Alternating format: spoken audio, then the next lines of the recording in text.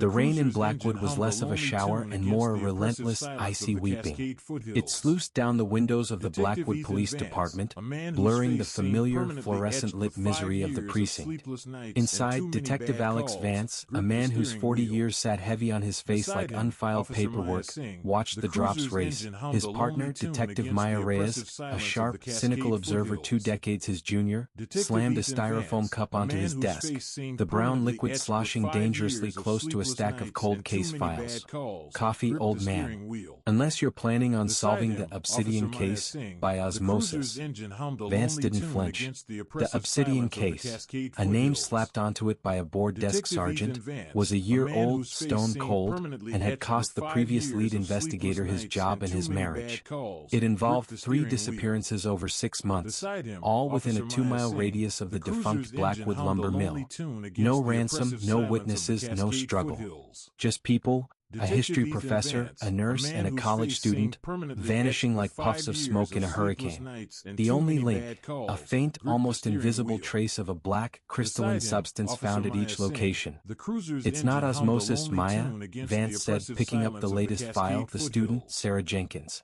Her disappearance report was thin, only 3 pages. It's about finding the missing thread. The one the brass missed because they were too busy looking for a white van and a shovel. Maya leaned against the partition, sipping her coffee. And what does Detective Vance see that the brass missed? Vance rotated a piece of evidence on his desk, a standard, issue BPD name tag and badge. It wasn't Sarah Jenkins's or any of the victims. It had been found 3 weeks ago, tucked neatly into the pocket of a vagrant who'd frozen to death sleeping in the abandoned mill's engine room. The vagrant had no connection to the victims, no ID of his own, and the badge belonged to an officer named Patrolman Elias Thorne. Thorne hadn't reported it missing. Thorne, in fact, hadn't reported anything since he'd been reported missing in action 12 years ago. This badge, Vance said, his voice dropping to a low, gravelly monotone, was reported lost in a fire at the old evidence depot back in 2013. It shouldn't exist. Yet here it is, found in a location central to all 3 vanishes. And look closely, Maya. Tell me what's wrong with it. Maya snatched the badge, her brow furrowing. It was heavy, dull silver. Standard issue. Then she saw it. Engraved into the flat metal surface of the badge number, 833, was a tiny, almost imperceptible symbol. It looked like a crudely drawn spiral, 3 perfect concentric loops. A scratch? Maya offered, skeptical. It's not a scratch. It's too precise. And look at the back. She flipped it. The smooth metal backing was cool against her palm. But as she ran her thumb over it, she felt a slight, uneven texture. Tilting it under the harsh desk lamp, she gasped. There, etched with impossible precision, were tiny repeating words stacked line after line, so small they looked like the texture of the metal itself. Maya had to grab a magnifying glass from the drawer to read them. The text wasn't English. It wasn't Spanish. It wasn't any language she recognized. But one name, repeated hundreds of times, stood out, filling the background noise of the alien text. Obsidian. Obsidian. Obsidian. And then she saw the line that wasn't alien. It was a single phrase written in perfect, chilling English, directly beneath the repeating name. He whispers in silver. A cold dread, heavier than the Blackwood rain, settled in the pit of her stomach. Vance, this is psychotic. Who has the time to do this? Vance took the badge back, his eyes dark with a weary acceptance of the macabre. I think Patrolman Thorne 12 years ago stumbled onto something. Something that didn't just make him disappear, but forced him to leave a message. And I think the Obsidian case is what's answering it. He opened Sarah Jenkins's file again, pausing on a photograph of her bedroom. In the corner of the picture, almost overlooked, was a shelf of books. Resting on top of one book, catching the light just right, was a small, 3-lobed spiral pendant. The same symbol etched into the lost patrolman's badge. We're not looking for a killer, Maya, Vance said, standing up, his badge clicking against his shirt. We're looking for a secret they didn't want found. The mill is our starting point. Let's go see what Patrolman Thorne was trying to warn us about. Maya looked at the rain, then at the badge humming faintly in Vance's hand, and grabbed her jacket. The cold cases were calling, but this one felt less like a body and more like a doorway. The Blackwood lumber mill was a monument to industrial decay. A cavernous, skeletal structure of rusting steel and rotting wood, it stood like a hungry, submerged beast on the edge of the wetlands. The rain had softened the earth around it into a treacherous, sucking mud. Vance and Maya moved through the massive, deserted drying sheds, their flashlights carving weak, dancing tunnels through the thick, mildewed air. The silence here wasn't empty, it was pressurized, filled with a constant, soft drip of water from the corrugated iron ceiling. 12 years this place has been closed, Maya muttered, her breath misting. Smells like fear and wet splinters. And a 12-year-old warning, Vance countered, his eyes scanning the grime-caked floorboards.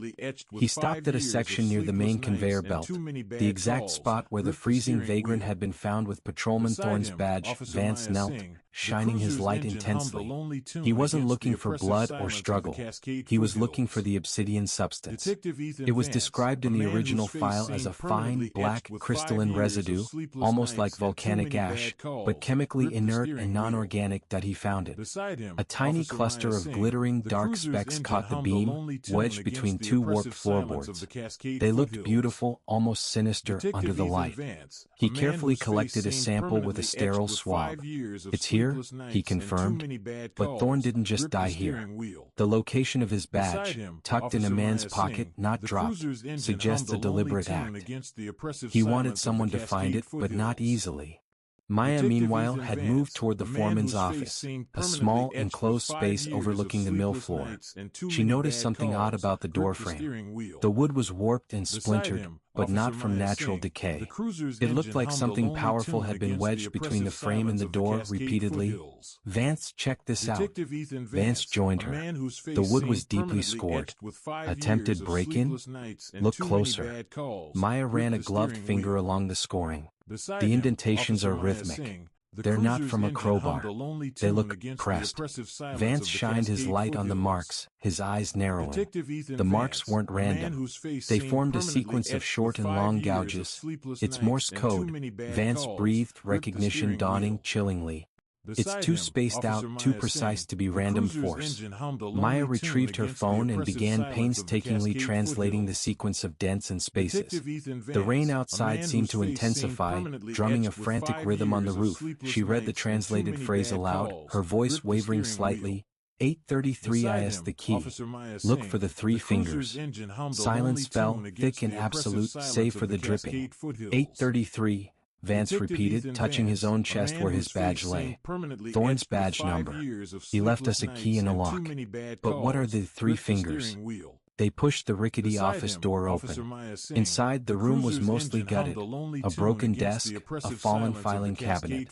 But the walls, once painted a pale industrial gray, were now covered in charcoal and grime. And on the largest wall, centered above the desk, was an enormous, crudely drawn symbol. The three-lobed spiral. Thorne's spiral. The symbol is the key is the number, Maya reasoned, looking around the small, cluttered space. There must be something here marked 833. Vance moved to the filing cabinet, which had spilled its contents. Waterlogged invoices, personnel records, and maintenance logs lay scattered. He began shuffling through the mess, his hands moving with practiced efficiency. Found it, he said grimly, pulling out a maintenance log, the corner marked with faded, handwritten numbers. Log 833. The log was completely blank on the first 9 pages. But on the 10th page, where a standard entry for a machinery inspection should have been, was a detailed, architectural blueprint of the mill's foundation and drainage system. And scrawled over the diagram, circling a forgotten, bricked-up access tunnel beneath the main boiler room, were the words, written in Thorne's distinct, looping hand, "They have the silver. The whisper is real." 3 fingers marked the entry. Save the others. And directly pointing to the access tunnel, the final, terrifying clue, a small, hand-drawn map. The map didn't show the layout of the mill, it showed the layout of a single human hand. And the tunnel entrance was marked directly on the 3 middle fingers. Vance looked at Maya. He didn't just disappear, Maya. He went down there. And he was trying to tell us exactly how to follow him. The 3 fingers aren't a location on a building. They're a direction. The boiler room, located in the absolute heart of the mill, was their next unavoidable destination. The air felt colder, the silence heavier. Patrolman Thorne had drawn them a map into the darkness, and the darkness was waiting. The boiler room was the mill's frozen heart. Massive rusted steel boilers loomed in the gloom, their pipes like the petrified arteries of a long-dead giant. The air here was thick with coal dust and a strange metallic ozone scent, utterly devoid of the usual organic decay that permeated the rest of the mill. Vance and Maya stood before the spot marked on Thorne's crude map, a section of the brick wall near the decommissioned main pressure gauge. It was nondescript, covered in a century of soot. "The 3 fingers," Maya whispered, examining the bricks. "The middle 3 fingers of a hand are what you use to grip. Maybe it's a specific grip pattern to open it." Vance didn't think it was that complicated. Thorne was desperate, Maya. He wouldn't rely on a puzzle. He would use the most obvious markers. He ran his hand over the brickwork, and then he saw it, 3 distinct, smooth spots on 3 adjacent bricks, all at chest height. They had been polished smooth by repeated touch, standing out against the rough, dusty texture of the surrounding wall. That he placed his fingers on the 3 spots, pressing them firmly. A low, grinding sound resonated from deep within the wall. A section of the brickwork, perfectly concealed, slid inward by a few inches, revealing a black, damp cavity. "Bingo," Vance said, pulling out a heavy-duty tactical flashlight. He aimed the beam into the hole. The light didn't seem to penetrate far, swallowed by the sheer blackness of the space. "It's a drainage tunnel access point," Maya observed, her hand on her sidearm. "But it goes straight down. We'll need rope." Thorne didn't have a rope, Vance countered, already finding a loose, heavy chain near the main boiler, perfect for a makeshift anchor. He followed something down here or was forced. Either way, we're not waiting for backup. If he was trying to save the others, time is critical. They secured the chain to a boiler support and began their descent into the suffocating darkness. The tunnel dropped 12 feet before opening into a narrow, curving sublevel corridor, barely wide enough for one person. The corridor was different from the mill above. The air was colder, and the walls were lined not with concrete or brick, but with rough-cut black shale, a geological feature unique to the Blackwood region. "This tunnel isn't on the mill's blueprints, Maya," Vance noted, his voice echoing eerily. "It's too deep, too old. This predates the lumber mill." As they moved deeper, they had to duck under low, curving arches. Maya's light caught something on the wall near her head. She froze. "Vance, stop." Etched into the smooth black shale, right at eye level, was the 3-lobed spiral. Not scribbled in charcoal, but deeply carved into the stone.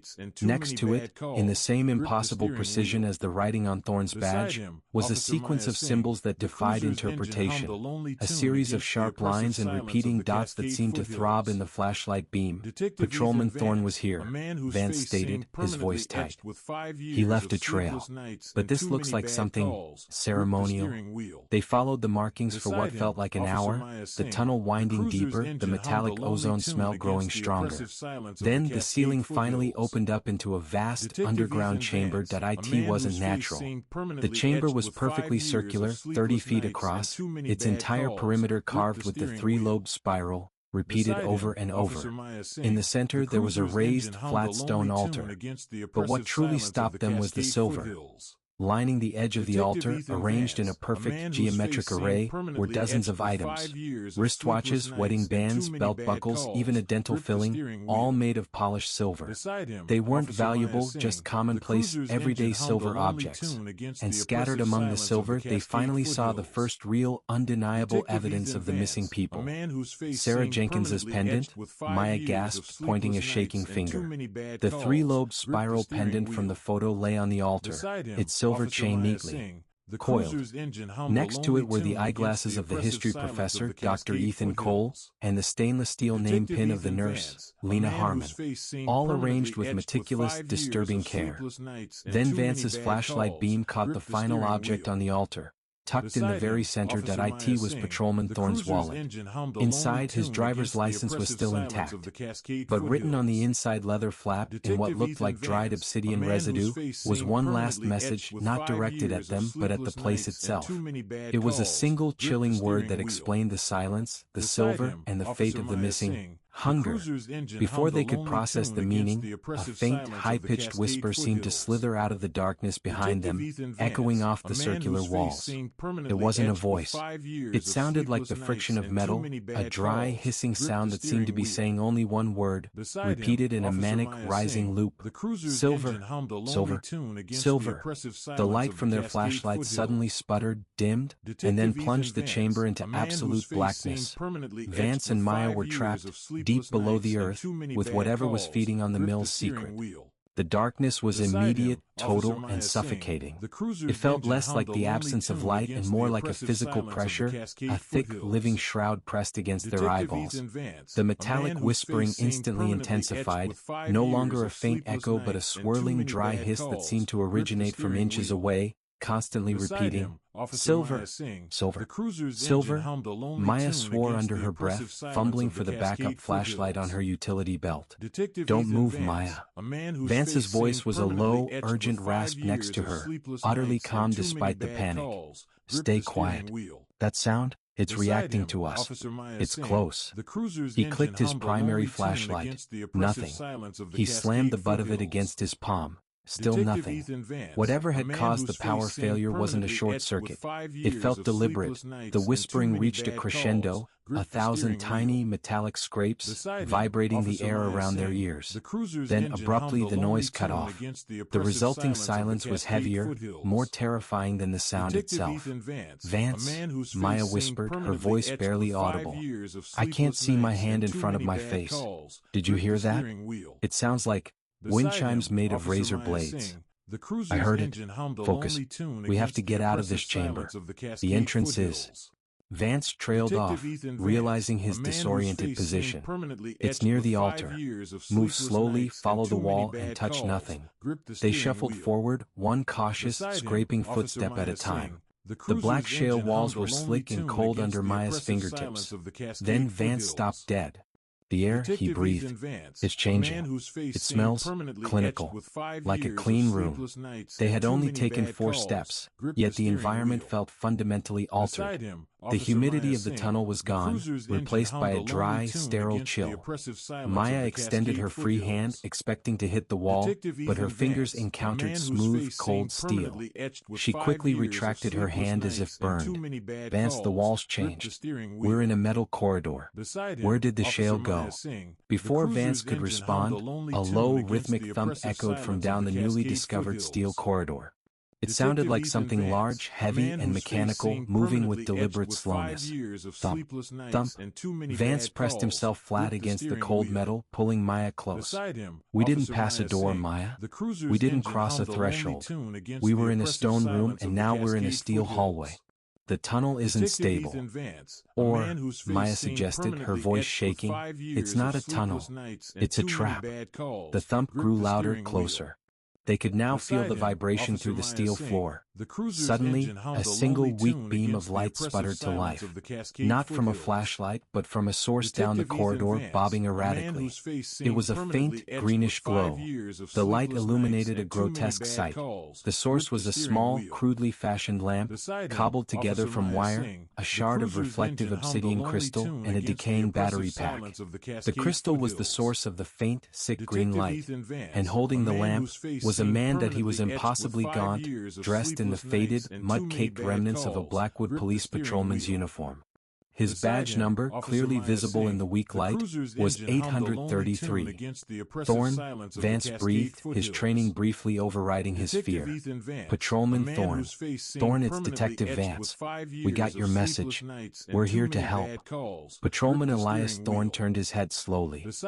His face was a mask of starvation and terror, but his eyes were wide, unblinking, and entirely dominated by a manic, desperate gleam. He was holding a small, rusted piece of equipment in his other hand. It looked like a Geiger counter, but it was emitting the low, rhythmic thump they had heard. "Did you bring it?" Thorne's voice was a dry, broken croak, the first time in 12 years he had spoken above ground. "Did you bring the silver?" Vance began, reaching into his pocket for his phone to use its light.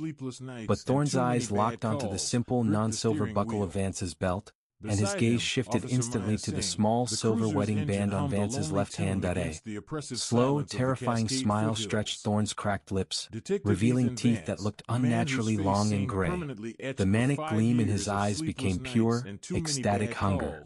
"The Whisper," Thorne whispered, nodding to the darkness behind him. "It knows. You can't hide it."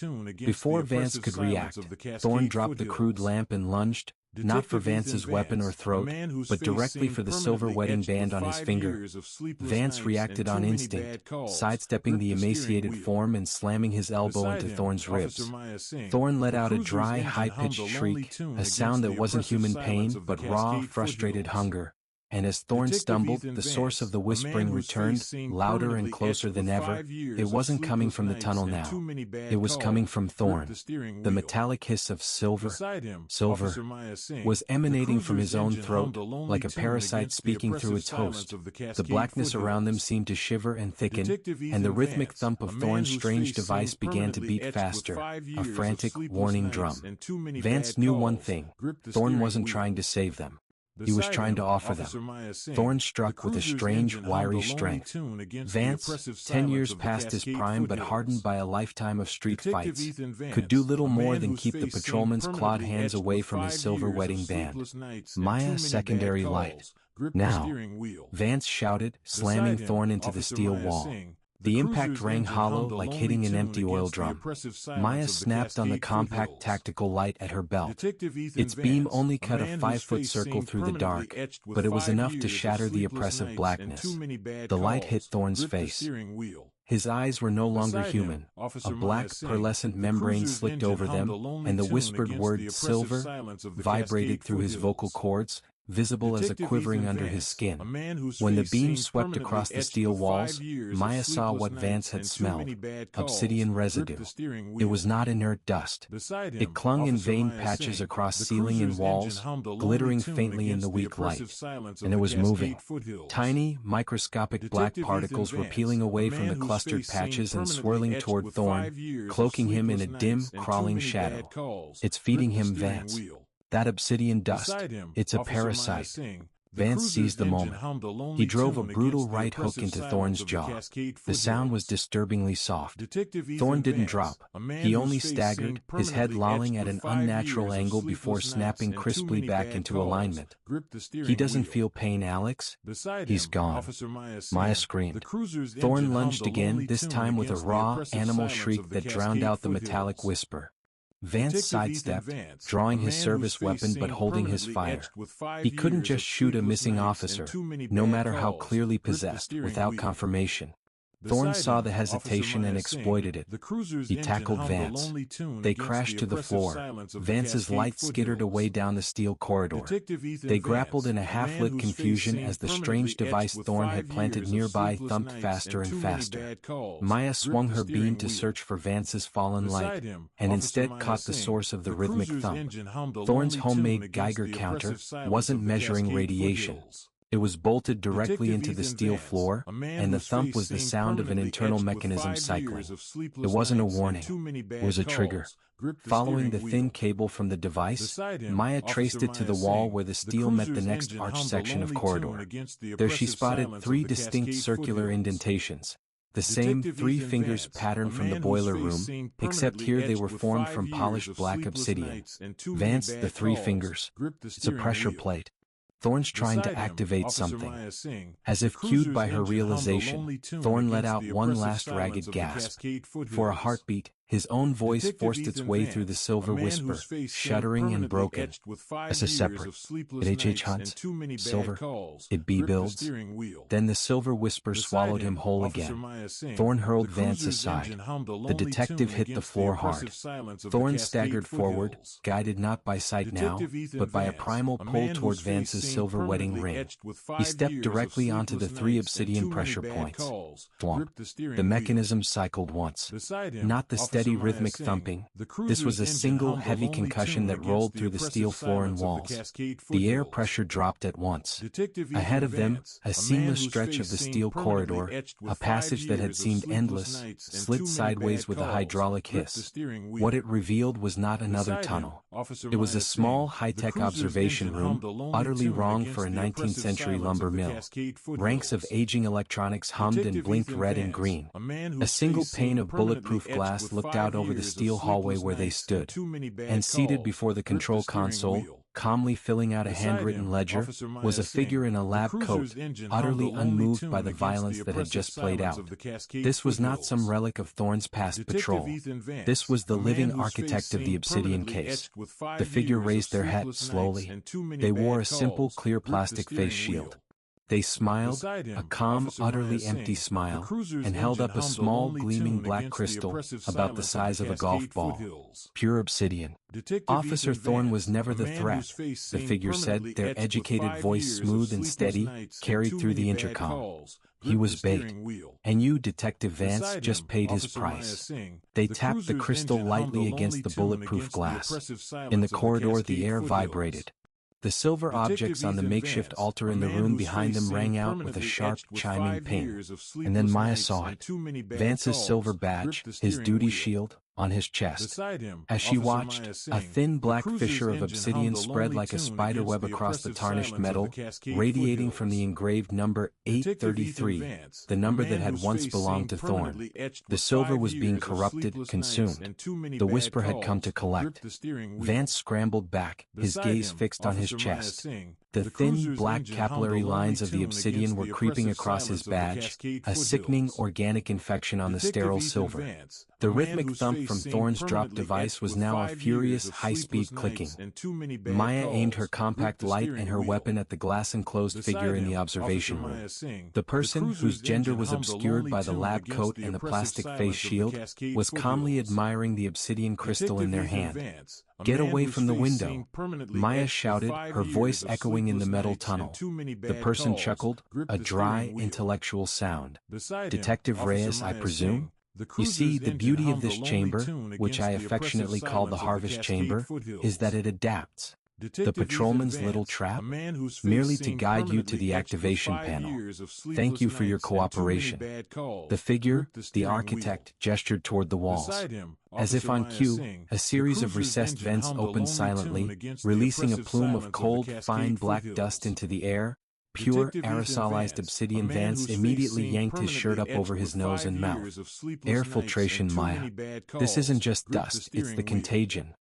The architect leaned into the intercom microphone. "It is the binding agent, Detective. It allows the Whisper to travel. Think of it as a wireless conductor. The silver you carry, your badge, your rings, they are the perfect antenna. And my system is now tuned to maximum harvest." The black dust swirled around Thorne, who was still moaning and convulsing on the ground, his body rapidly absorbing the obsidian and growing stronger, quicker. He was less a man now and more a puppet animated by a powerful, malevolent hunger. Vance realized his immediate priority was not the architect, but the possessed officer. Maya, the device. Thorne's device. It activated the door, it can shut it. Maya shifted her light back to the clicking, thumping object still resting near the three-fingered panel. Thorne saw the movement and let out a guttural shriek, a sound of pure protective instinct, before lunging at Maya. Maya didn't hesitate this time. She delivered a sharp, non-lethal kick to Thorne's knee, but the corrupted patrolman barely registered the impact. He grabbed her arm with impossible strength, his obsidian-coated fingers digging into her skin, pulling her towards the metallic whispering coming from his throat. "He wants the silver in your watch, Maya. Cut the grip." Vance roared, charging toward the struggle. Maya used her free hand to smash her elbow down onto the strange counter device, hoping to disable it. Instead of breaking, the device simply stopped clicking. The rhythmic thump was replaced by a continuous high-pitched whine. The door to the harvest chamber, the only way out, began to slowly, inexorably close. The architect's voice crackled through the intercom, laced with triumph. "A fine attempt, Detective Reyes, but that device was never designed to open things.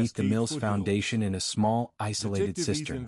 And where the pipes converged, Thorne had circled a tiny, nearly illegible number. 137.5. 137.5, Vance repeated. It's a measurement. Not depth, but maybe frequency? Or weight? The architect's voice broke in, sharp with sudden agitation. Stop that. Put the device away. You are interfering with the bioresonance scan. The architect began frantically adjusting dials on the ancient-looking control panel. The red and green lights on the console began to flicker rapidly, and the metallic whispering from the unconscious Thorne intensified to a high-pitched, painful drone. Vance watched the architect, not the log. He's worried about the log, Maya. It means the answer is there. Look for the source. Maya scrolled past the blueprint page to the next sheet of log 833, which she hadn't bothered to read earlier. It was a maintenance report for the mill's water recirculation and filtration system. The entry was dated 1999, 4 years before Thorne's disappearance, and was signed by the mill manager. Entry: System integrity check. Main pipe burst near cistern 137.5. Found unusual mineral deposit coating pipes. Black crystalline. Highly conductive. Replaced all metal components with PVC and copper alloys. Maya slammed her hand against the glass. Vance, they're not making silver here, they're avoiding it. The mill switched to non-silver components because the obsidian was contaminating the silver pipes. The cistern 137.5 is where the concentration is highest. It's the source of the whisper. Vance looked from the log to the 5 empty silver-laced uniforms on the rack, then to his own badge, now half covered in the creeping black stain. The architect isn't collecting silver, Maya. They're using the silver to filter and contain the whisper's host. They needed a conductive medium, an antenna, to gather the obsidian, but they had to replace the pipes to stop the contamination from spreading beyond this chamber. He looked at Thorne's unconscious body, then at the architect's control panel, specifically at a large heavy-duty lever marked recirculation pump. If cistern 137.5 is the source, it means the water pump is the only thing keeping the whisper contained down there, Vance concluded, his eyes blazing with certainty. The architect is using the mill's filtration system to control the obsidian's output. If we overload the system, we flood the source.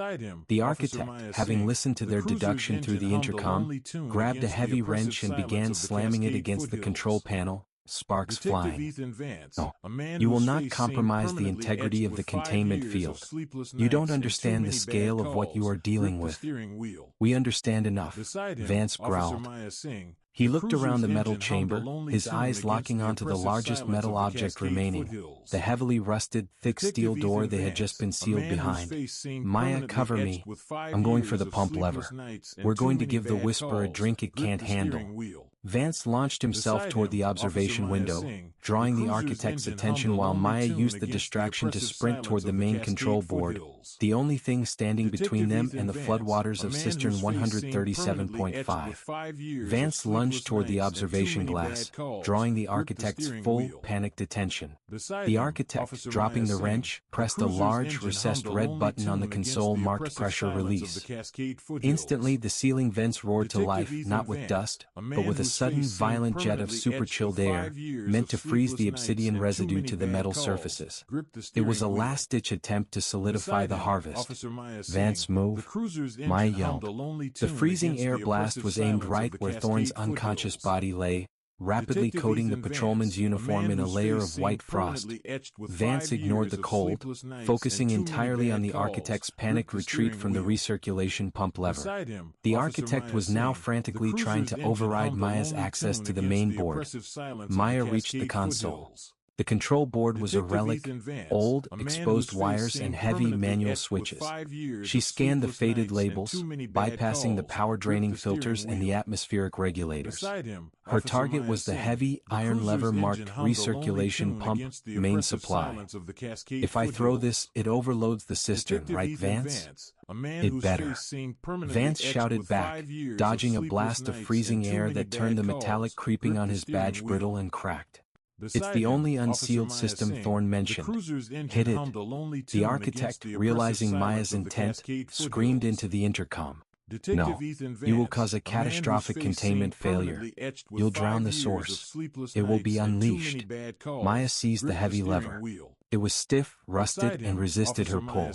She braced her foot against the wall and put all her weight into it. The lever slammed down. For a moment, nothing happened. Then a massive, grinding roar erupted from deep beneath the floor. It wasn't the sound of water. It was the sound of a century-old pressure system suddenly forced past its limits. The steel floor beneath their feet began to vibrate violently. The architect stared at the lever, their calm facade utterly destroyed, replaced by sheer terror. The pressure is wrong. It won't flood, it's reversing the filtration.